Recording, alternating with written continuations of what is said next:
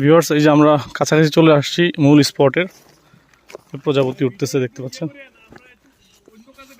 ও আচ্ছা আচ্ছা। ভিউয়ার্স, আমরা স্পটের কাছাকাছি চলে আসছি, দেখতে পাচ্ছেন পাহাড়টা। এই পাহাড়ের নিচে মূলত ঝর্ণা পানি। ওকে,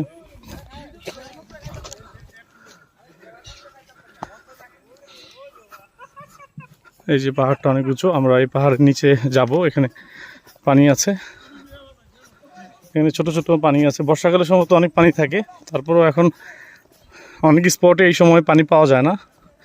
রাংপানিতে কিন্তু পানি আছে, গোসল করার মতো পানি আছে। এখানে ছোট একটা আপনার লেক আছে, যেখানে পানি পাওয়া যায় এবং গোসল করা যায়, দেখতে পাচ্ছেন।